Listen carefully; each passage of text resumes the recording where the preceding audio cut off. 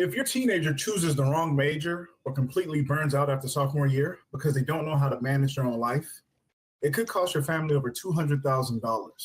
And I'm not exaggerating. Welcome to Edu Steps, powered by Ladder Your Success, where we build strategic parents who want systems, not stress. Today, we're breaking down what schools won't tell you, how to teach your child high-stakes responsibility without micromanaging them into a state of learned helplessness. Most families don't have an independence plan for their kids. They have hope, but hope is not a strategy when it comes to the real world. If you're ready to transition from a helicopter parent to a strategic consultant, type clarity in the comments right now. Let's get into it. But before we get into it, I gotta make sure we introduce the squad. Starting off with the founder of Ladder Your Success, Festus Samoye. Festus, how you doing today, bro? Man, I'm doing excellent. Waiting to get into this episode. We're gonna have a really great episode. Absolutely, man. Absolutely. And of course, man, we're super blessed and honored as always to have the doc with us, Dr. Jamal Crawford. How you doing today, Dr. J? Hey, I'm doing good. Thank you guys for having me. Always, brother. Always. So let's start off by talking about B. According to the Pew Research Center, roughly 36% of adults aged 13 to 24, I'm sorry, I said 13, aged 18 to 34 still live with their parents, a dynamic heavily driven by lack of early structural independence and financial autonomy. So let's look at the foundational element of education, being. Real education is rooted in relationships, right? It's one of the things we talk about. Festus talks about in the Ladder Your Success book. You cannot teach that which is innate, which is inanimate, I'm sorry. You got to think about it. Even AI requires human inputs to process, okay? So as John Dewey famously said, education is not preparation for life. Education is life itself. If we shield our kids from the natural consequences of their existence, they never learn who they are. They develop a siloed, fragile identity. When life hits them, they don't respond strategically. They usually react emotionally. Prestige is the most expensive insecurity in America, and parents often micromanage their kids to protect some sort of status symbol rather than building their teenagers' character, values, and principles. All right, so I got a question for the squad. How can a parent audit their own daily conversations to see if they're projecting their own insecurities onto their child's academic and life choices? Man, this is a tough one. I say this is a tough one because as a parent, you have life experience on your child, but you also have to understand that your child's growing up in a different time and environment than you did. So, for example, just something as simple as the role social media plays in day-to-day life. It's very different for youth than it is for, let's say, those of us who are, what are we, Gen Xers? I'm not Gen X. What are we, millennials? I'm sorry, millennials. Yeah, we're the top end of millennials. I'm the top end of millennials. But so when you look at that and you say, hey, but my kid is 15, why is social media influencing them so much? They grew up in a totally different time. And so that, I think, becomes the difficult part.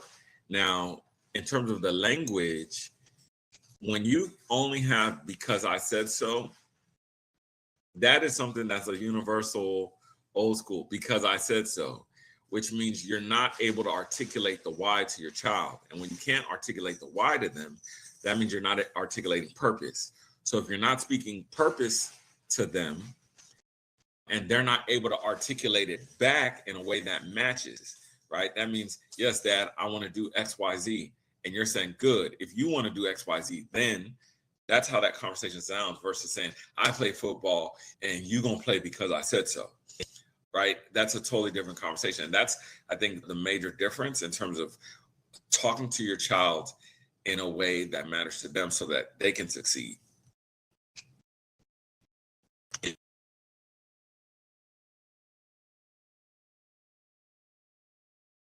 No, I totally agree. It could definitely be a very tough thing. I think the point you made about knowing where your kids are in their grouping, right? What do we call it? The generations, right? Where they are in the different generations is key, right?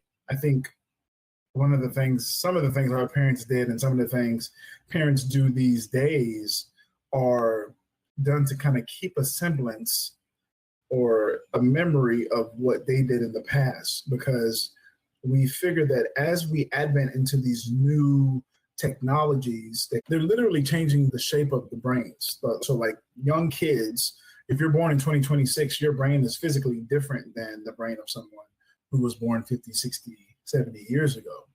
And so we have to think about how those things will affect us and how those decisions will determine the future that they create for themselves, while still being able to understand the things that happened in the past, right? And history and why things happen, right? Because one of the things that we always say in life is history repeats itself. So very, very, I love that point. All right, let's jump in and let's talk about the no, right? Substance and truth. I'm gonna go over another stat here. A nationwide survey by the ECMC group revealed that more than 50% of high school students say they want a four-year degree, yet less than half feel genuinely equipped or informed enough to navigate the financial implications of that choice. So think about that. Half of the students who are graduating, half of high school students say they want that four-year degree, but they don't even know where to go. They don't even know the first thing that they should do. They don't know the path, right? And so change is the only constant in this technological age that we live in, which means, yes, it's good to memorize facts, but it's not as effective as it used to be. Unfortunately, and I want to get y'all's thoughts on this too, so many questions before we get going into the actual question is, I have to ask a question, is brain dumping a necessity? Are young people going to have to be more equipped to just say, all right, I need to know this for now, but I don't need to know this for the long haul. I can let this go. The average adult is bombarded with over 5,000 marketing messages a day, right? To cut through the noise, strategic parents must teach their kids how to seek substance and truth. Don't go for just the fluff to get to the heart of a matter. Let's use college enrollment as an example. If your student knows exactly what outcome they want, they can immediately eliminate terrible predatory choices like unaccredited colleges, for-profit institutions that leave them with a whole bunch of debt and no real credentials. You got to remember, FAFSA does not solve affordability. It reveals your affordability. So knowing those cold, hard truths and facts will save you thousands of dollars and years of wasted effort.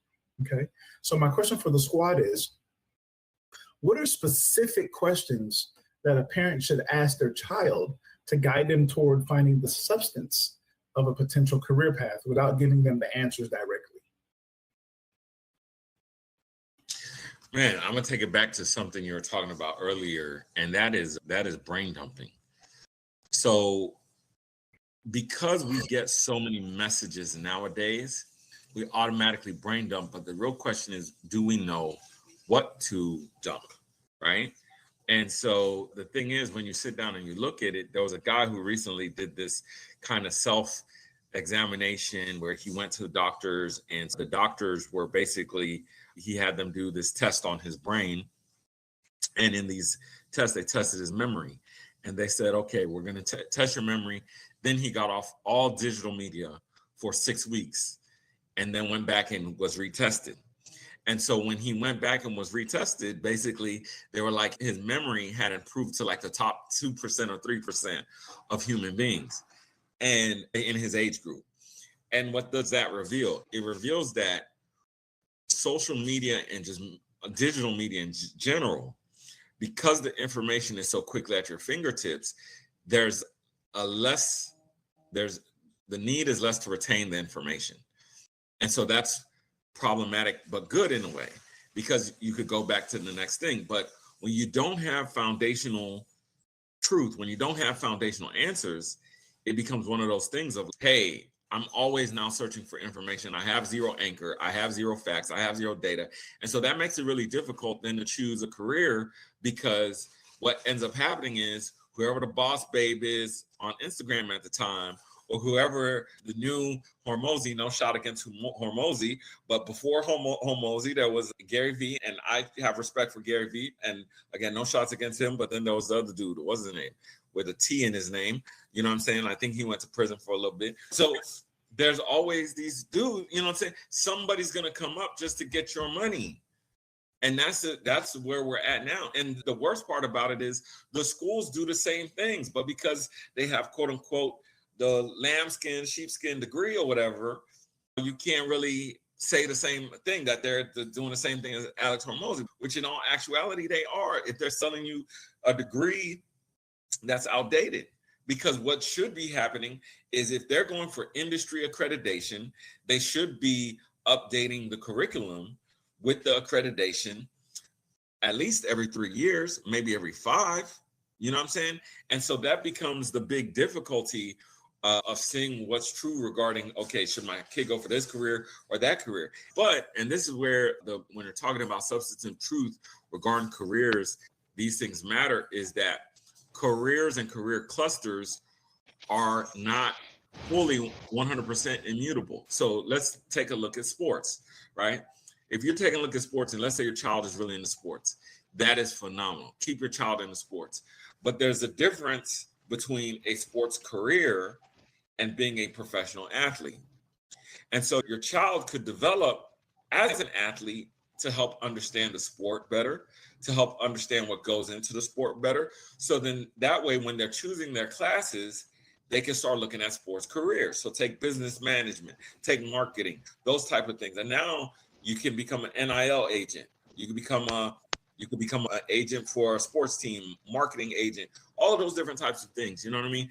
So anyway, let me pause right there, and I hope that helped out the parents. No, I think that's a wonderful point. Wonderful answers there. The main thing, I love this question because this question is a discovery question. It allows parents to put ownership into students' hands. And my go-to, if I had a kid right now and they were wanting to go through a certain path, we'd hop on BLS.gov right now. And we're looking and we're saying, what is it you're trying to do? All right, let's see what the facts say.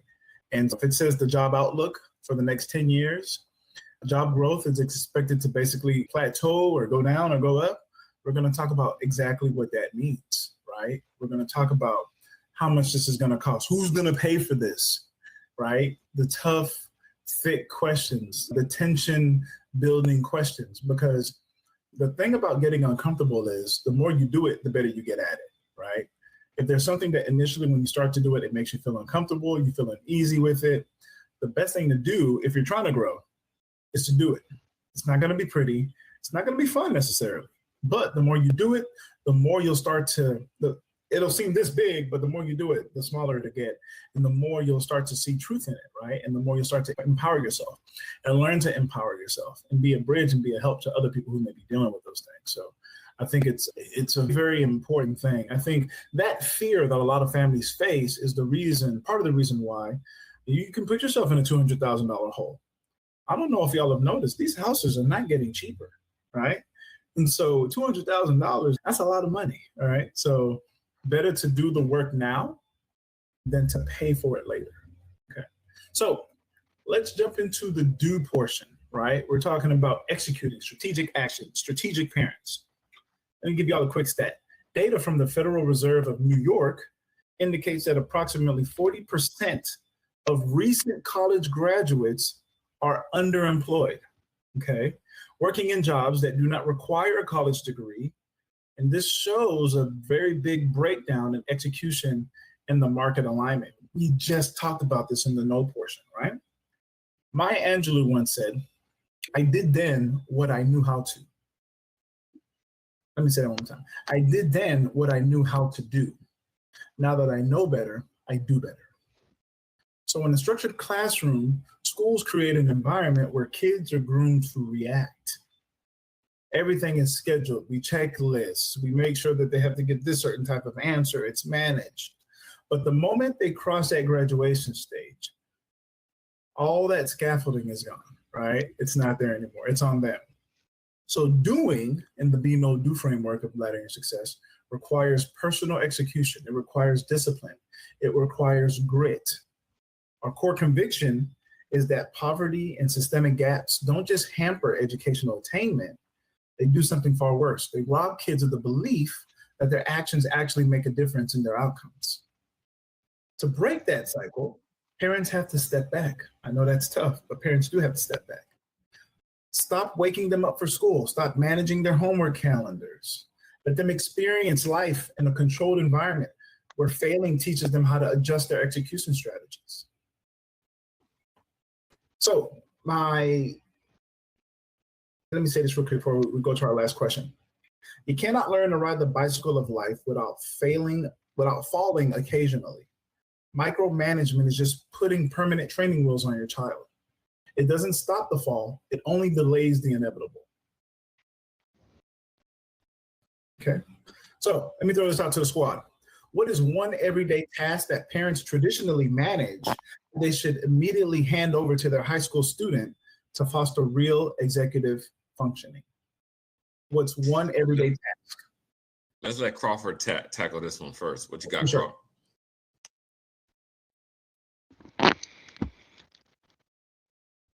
All right. So one everyday task that they can hand over, I would say it is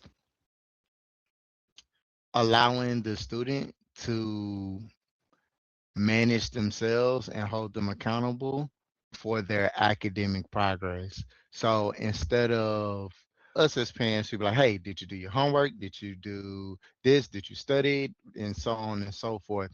Instead of kind of like doing that, they do have systems now to where you can check online and have that direct access. So you can actually already know how they're doing.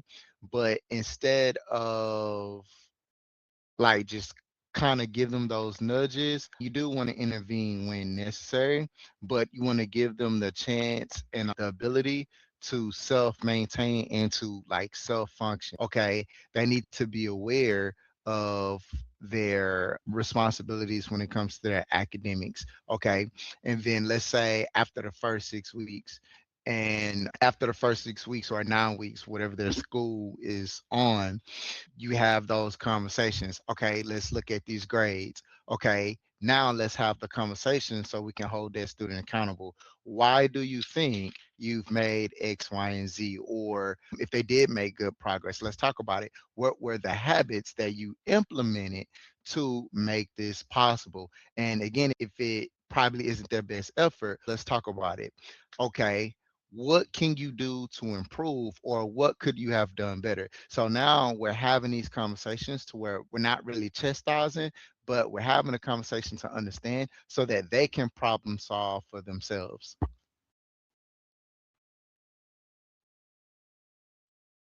Yeah, and I would tag team on that and say this much. As a parent, there are certain things your child is ready for, and there's certain things they're not ready for. And I think that's the big thing you got to really find out is sometimes we want the cut and dry answer. Yeah, tell me what to do.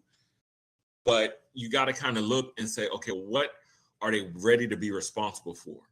And then you have to continually add more responsibility,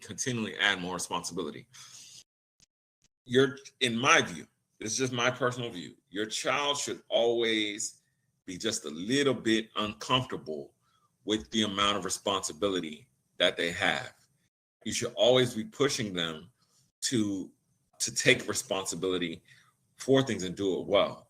And the earlier you get started, the more responsibility they can have by high school. So you don't want to just, hey, you've been irresponsible this whole time. Now take on all this responsibility. That's very overwhelming. But if you say, hey, listen, the basic things, clean your room, do this, do that, do this, about personal, right? Because all leadership begins with leading yourself, getting up on time, being disciplined, knowing kind of where you're going in life, having a good general sense of purpose.